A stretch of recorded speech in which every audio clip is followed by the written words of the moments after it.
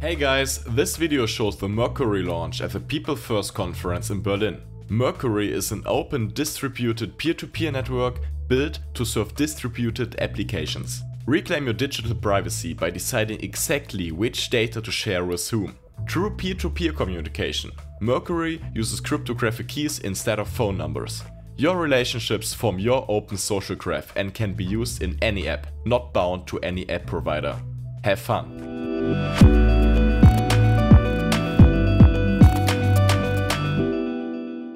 So hello everyone, I'm István Zolyomi, and you can find me on Discord with the nickname Barkmas to increase the confusion on Discord. I have implemented the location-based network for IOP as a discovery service based on geographical information, and also I'm the main implementer of the Mercury peer-to-peer network.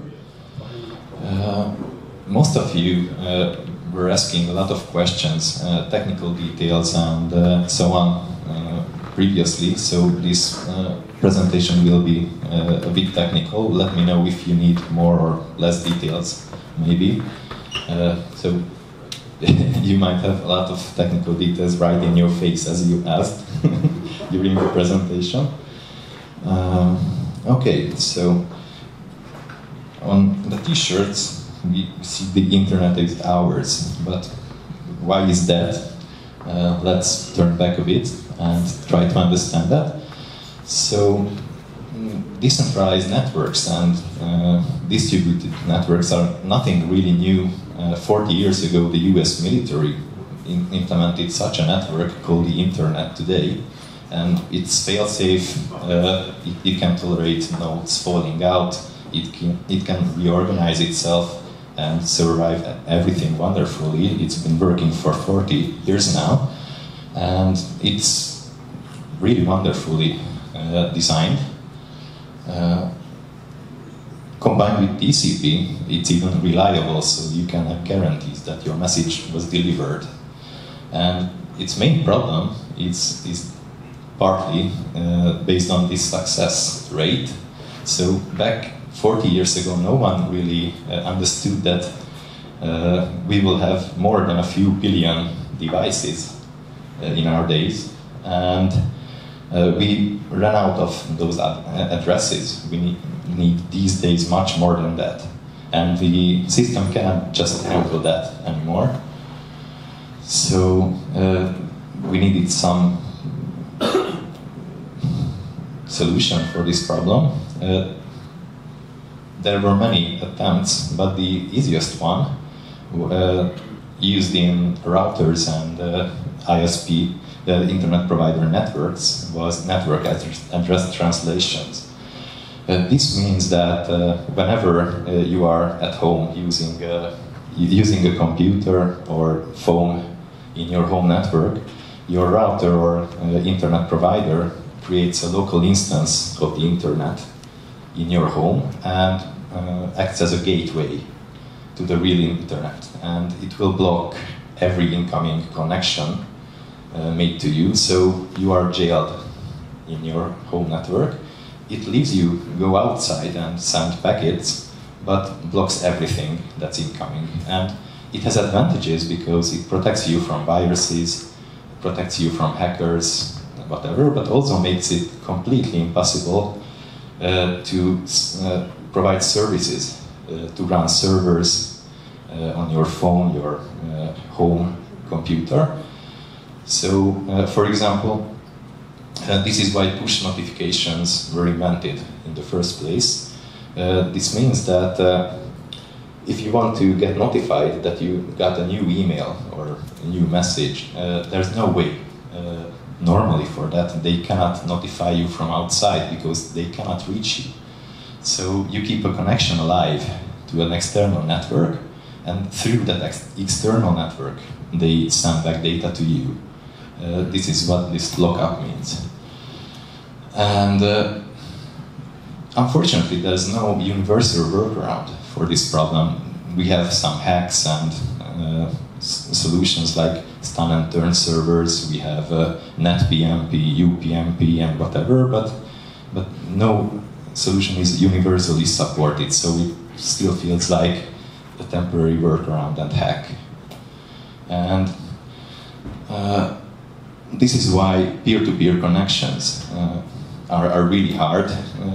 If you've seen such client softwares like BitTorrent or so, they all try to punch holes through this jail and try to connect directly. Sometimes they fail, sometimes they do not, but they always try. And this centralization is really good for business, so you cannot connect directly anymore to your peers. You have to go through central intermediaries. And HTTP and websites and clouds serve this business incentive really well because they control. Sorry, I accidentally pressed the mute. So your requests go now through central authorities and central businesses, and they control the services and the traffic now. There was another protocol called IPv6, which was a successor of the current internet and solved these problems, but they basically had no business incentive to implement it for your home. They usually use it in backbone services. I mean, the internet backbone is using IPv6 usually at the internet provider level, but you usually don't have it at your home system, probably partially because of this. And it's a wonderful business model that central players follow now. Every traffic goes through them. They provide you your identity. So you select a Gmail address or a Facebook account or whatever, which they control, like the funny animation I received from the Lil Ubik designer guy. Thank you very much for that. And these central services give you really amazing email service, search service, social services, but this comes with a very, very big price. You don't control your identity, you don't control your data, and you make yourself visible to anyone to be spied on. They make a living out of it, that targeted advertisement goes to you.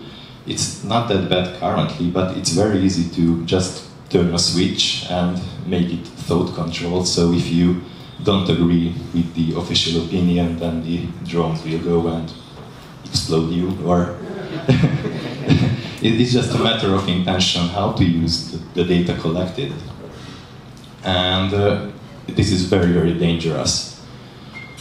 And it's also impossible to migrate your data. So if you want to change your provider and move from Facebook to another social media site, or if you ever try to move from Google to Hotmail or vice versa, you will lose your identity and everything combined with that. And normally you should have something like a right to move your data, your identity. We had exactly the same for phones. So probably you remember the mobile phone migration, or how this is said in English. For a while, in the beginning, you lost your mobile number. If you changed providers, then they presented a law that providers must mobile network providers must enable you to keep your number, changing your provider. And this is the basic problem, why we have this slogan, and these are our problems and incentives to improve on this. We improve on this in two significant areas. One is the identity model. So what does it mean you should control your own identity and should have control over your own data? First, it must be completely independent of the service provider. So if you look at an email address, it contains, it belongs to Google or Yahoo or Hotmail or whatever. It shouldn't be the case. Like a phone number doesn't contain directly anything like that. And how can you achieve that? We are into crypto, and cryptography is wonderful for identities, and a public key is just a really nice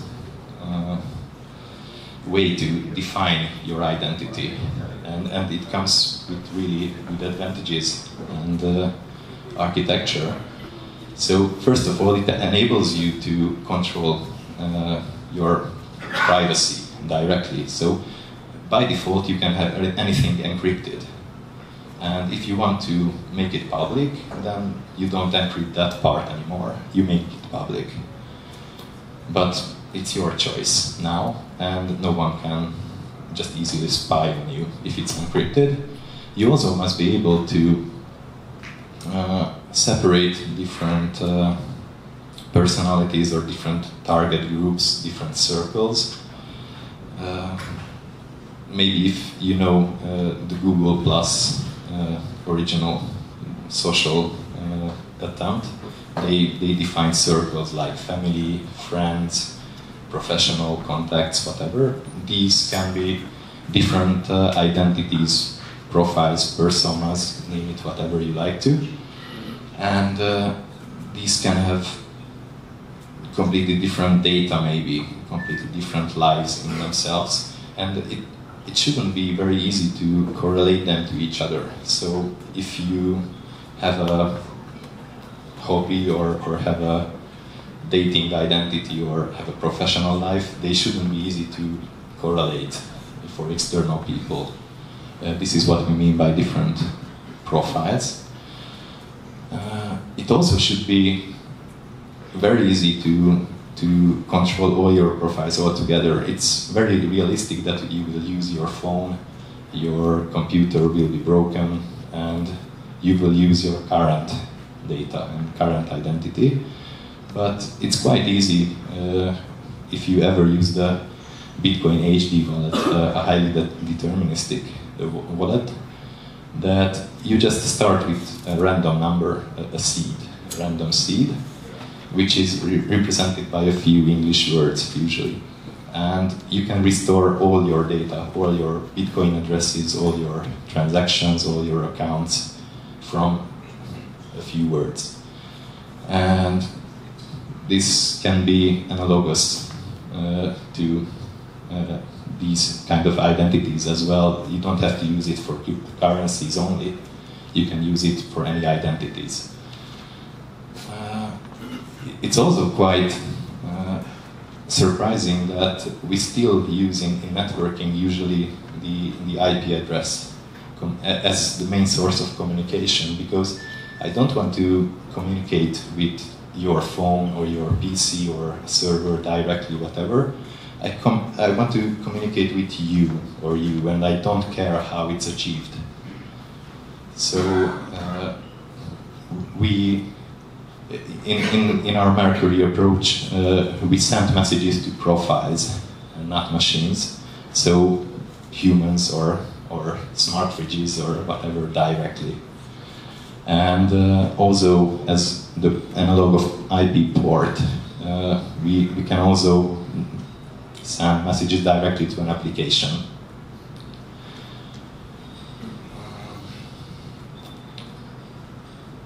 If two people want to communicate, then they must have some kind of agreement that they start talking to each other. In cryptography, this is usually a key exchange, which also helps encrypting the communication and identify both peers. And with this key exchange, it's quite natural to have an agreement with both parties. that they agree to communicate. Otherwise, they would just reject the connection. And going this idea a bit further, we can say that these are your relations that you sign. Both parties, when making a connection initially, can sign they are willing to have a connection and communicate, and they can just reuse this agreement later without any further hassle later. And this is what we call relations and social graph built from this. You will have a separate presentation later by Byron and Wiggy as a discussion about this. So these are the identity questions we are trying to address. We are also trying to address the network model. So we try to be fundamentally different from the, so improve on the current internet structure somewhat. We try to be independent of the traffic layer, the transport itself, and improve it as an overlay network. So use the services the internet already provides because it works really nice, but address the peer-to-peer problem and some more as added features. So we try to be something like an open and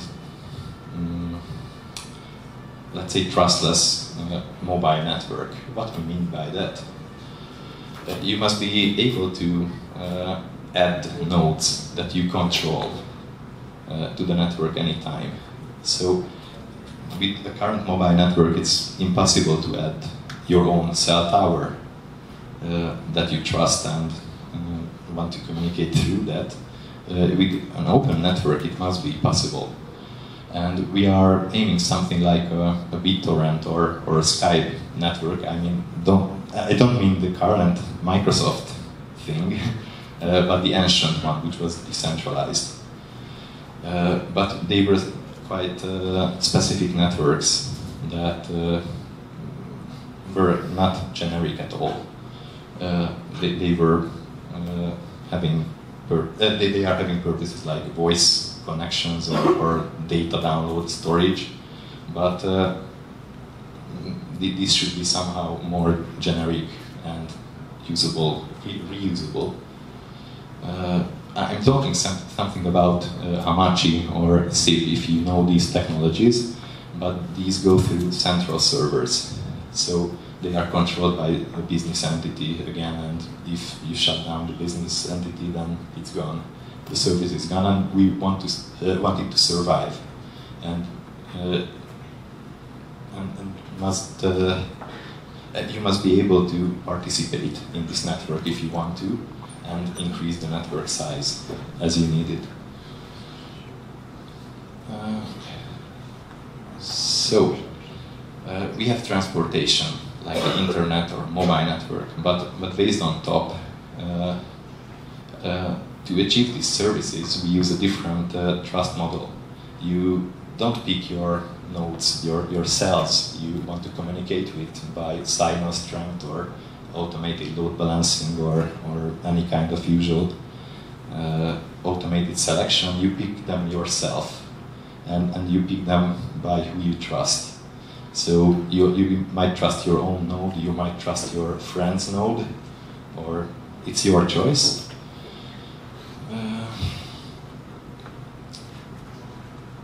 And this is the only trust in the system. So otherwise nodes don't trust each other, clients don't trust each other and don't trust other nodes of the system. They must not, otherwise it must be a completely trustless system.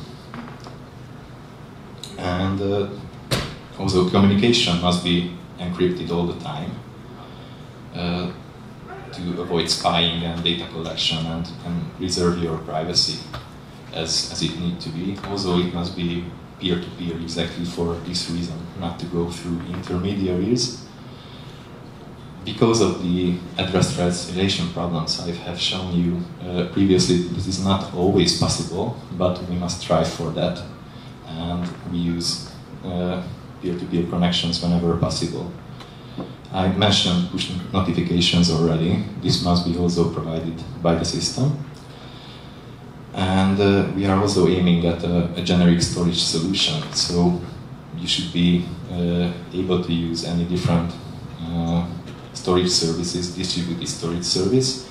We are aiming at a hash-based system where you can anytime verify that you load up and resolve content by links.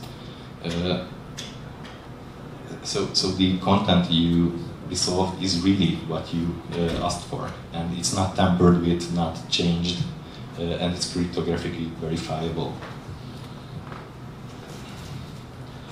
So, how we can achieve this? In the Internet of People project previously, in the Ferma times, we had an implementation of a profile server, which was more or less implementing these features, not all together, but was a really good attempt in this direction. And we had the IOP Connect as a client service. We can say that we basically redesigned and improved on these attempts in a lot of ways because of different reasons. They were hard to maintain, they were consuming a lot of resources because of the .NET and Java architecture and so on. Now they don't use so many network connections, they are multiplexing your channels, so you don't need to open a lot of channels to everyone. And we have better security, a simple, more lightweight client, and improved on it in a lot of ways. The protocol itself is, of course, implemented of a server and client. The server is your replaceable entry point, so your own cell that you trust. This is your gateway through the Mercury network, and you must be able to leave it anytime. So you don't like it, you just change the provider and migrate to another one. That's your choice. So you must be able to run it on your Titania box at home or at your friend's place, wherever you trust, or in a data center if that's your choice. It's not really based on exotic hardware or strict resource consumption or whatever. It must run anywhere. A home server provides several features to clients. First, it provides storage space, local storage space for clients for their encrypted backups. It's not public. We use different networks for that. It also provides notifications, events and calls, so this is really your gateway, the only connection you must keep alive, and it will send you whatever events are incoming. If someone is trying to pair up with you and build a new relation, if a call is incoming to an application, a peer-to-peer call request, or if you would like to initiate a call to another peer, then this is also served through other nodes. And if peer-to-peer connection is not possible, then it will help relaying. So as a fallback, it's always provided. As a client, you dedicate your own home servers, keep a connection alive to them, and you share your public data to distributed networks. So not only that node, to distributed networks, which are easier to search. Anyone can resolve, like a BitTorrent link. Anyone can resolve the data based on the link. And you back up your private part only to the specific nodes. And you just wait for the events, calls, notifications provided by the nodes. how we have implemented this. Previously, we had a really bad tag fragmentation. We were using C++, C#, Java, Go, and all the different languages. We have chosen to use Rust as our main technology stack, which provides safety. There are no pointer problems possible, no concurrency problems possible anymore, no resource leaks unless you make a really big mistake. Also makes cross-platform releases much easier because you can provide C APIs on top of the code. So from C you can call directly into the Rust code, and this C API can be more easily accessed from Python, Java, C#, so language bindings can be generated for it. Also, Rust itself has a convenient cross-compiler, so you can directly compile to different hardware architectures, different software architectures, so you can compile to ARM, Linux executables from your PC. And it can also provide WebAssembly output, so it should be quite easy to target browser code from the Rust stack. We also use the Tokio and Kapan Proto libraries. I don't detail them in this time. So, where are we now? This is probably the most important detail for you. We have the system foundations in testing. So this architecture I have shown you, the server, the clients, and this infrastructure way of how the network works is implemented. It's in testing, and hopefully, so we are planning to release this in the following days. So we will make it public on GitHub after the conference. We plan to do this when the tests all done and passed, probably in a week or so. And you can have access then to everything we have, the Rust code, and start experimenting with it. Get your hands dirty and start experimenting with distributed applications. If you are a developer, then please do so, and give us feedback. That will also help us to improve and maybe change design if needed. And everything that was implemented feature-wise by the profile server and the IOP Connect is implemented now and supported hopefully in an easier and more effective way, safer, simpler, runs on more platforms. And if you want to implement a client, then you have two choices how to do so. So you can use our Rust client directly, or you can try to enter to the network layer.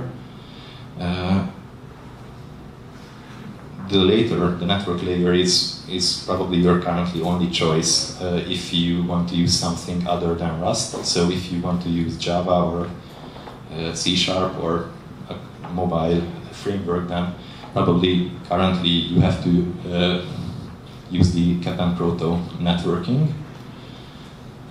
But this will change quite soon, hopefully, because we are not Superman, we are still trying, and we have rough edges and we have tech depths. We know we have depths in documentation. We will document whatever we have implemented very soon. We just had a quite short time.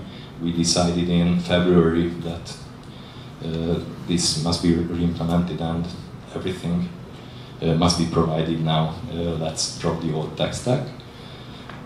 So we will provide you language bindings We are working on that, and once they are provided, you don't have to use the Rust client or the cap and proto binding anymore. Just use these libraries and they will be more convenient.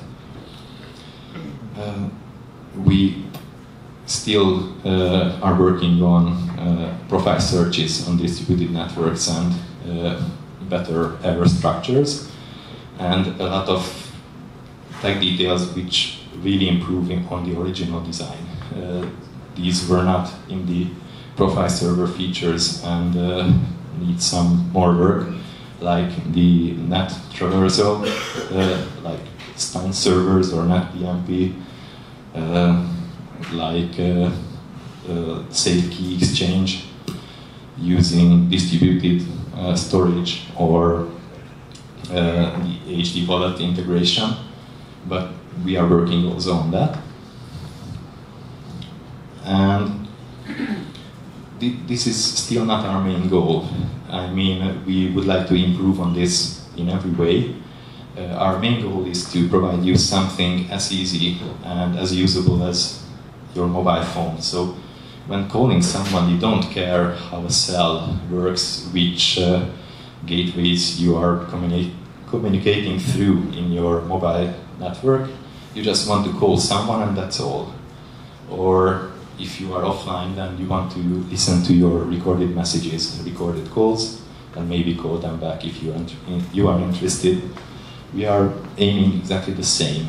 So all you should care about is your relations to other profiles, other people.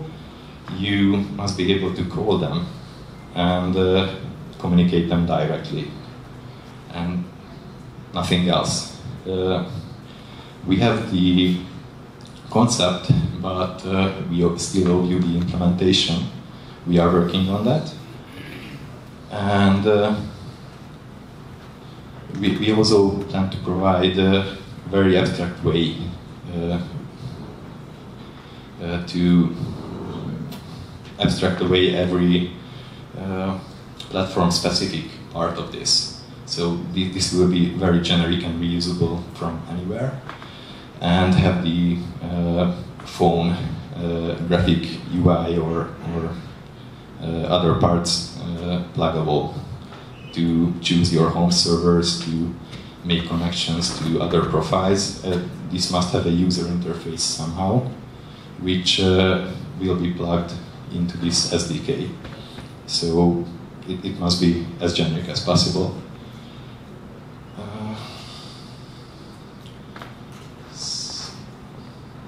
I think this is the and what I wanted to explain. I hope it didn't go too long or too technical, but I hope you have got answer to most of your questions by this. If not, then I'm here, and please ask and start with the Q&A session. If you probably will have many questions, so please go on.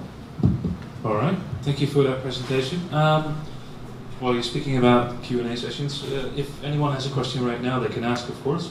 Are there any people in the audience that have a question? I see some raised hands. Oh, I'm going to try and run again.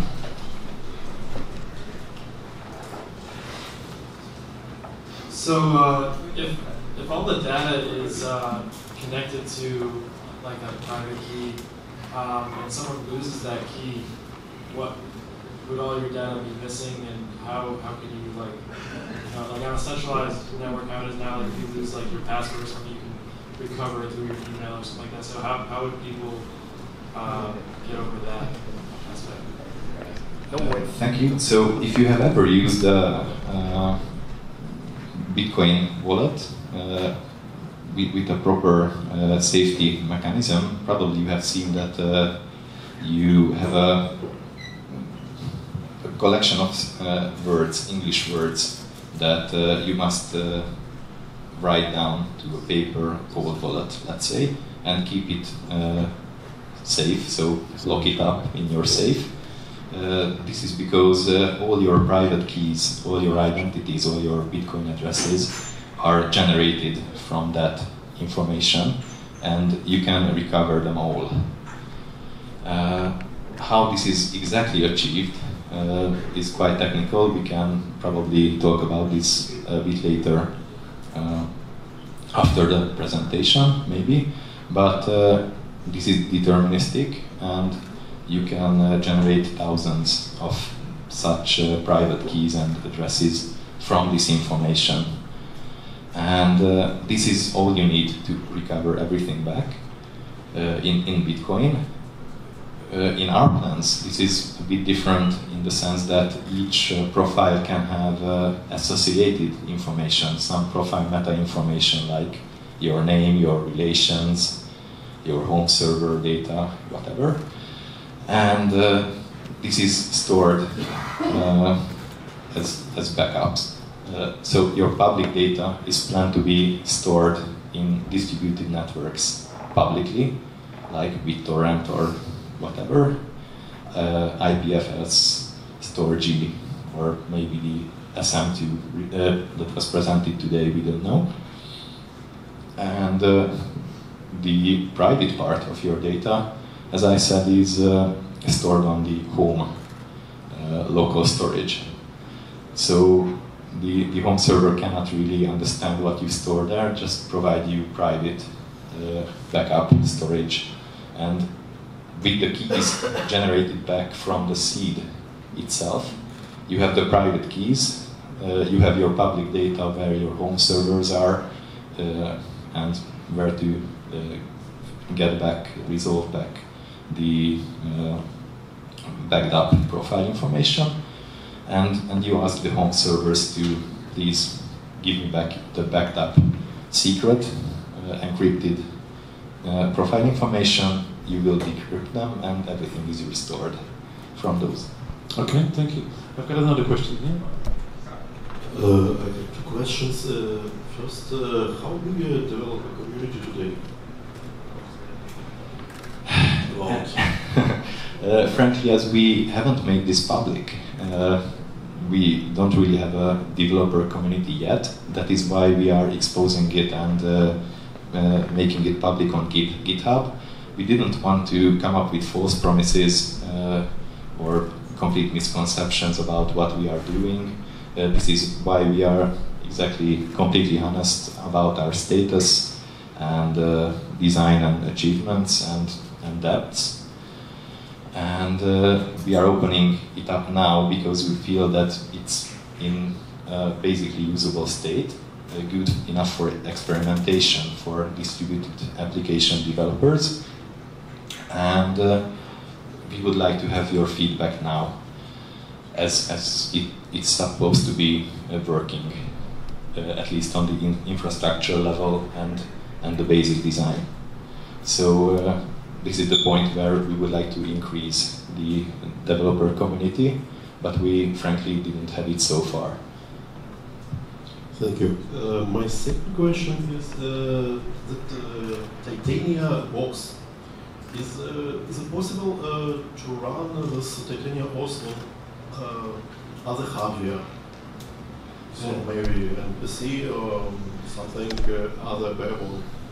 It must be able to run it everywhere. So we would like to make it more convenient and provide it as a prepackaged distributed application installable to Titania with just a click. But we plan to provide binaries to other platforms as well. And you always have the source code. It's quite easy to recompile with Rust. So if you want to use it elsewhere, you should have everything to do so. And it doesn't have hardware requirements. It needs really minimal resources. It needs a good network connection, of course, but it doesn't consume much CPU and much memory. Rust is very effective in both memory and CPU consumption, especially with the libraries that we use, these asynchronous messaging libraries. Effectiveness is really awesome. So in theory, if you have an old phone or any nearly junk hardware, it should be running on it. The only strict resource is needed is network hardware. I mean a good network connection. Okay. Thank you for that. There will be room for more questions in one-on-one sessions. And just wanted to point out, you pointed out to your T-shirt before, say the internet is ours. These T-shirts, you can get them for free in the room. So if you see one, just pick one up. You can take it along. I'd like to thank you for your presentation once again. And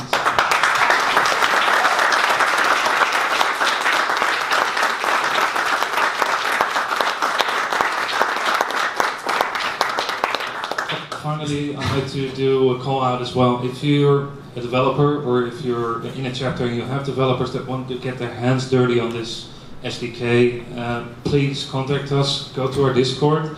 You can contact me directly. My nickname there is Memnon.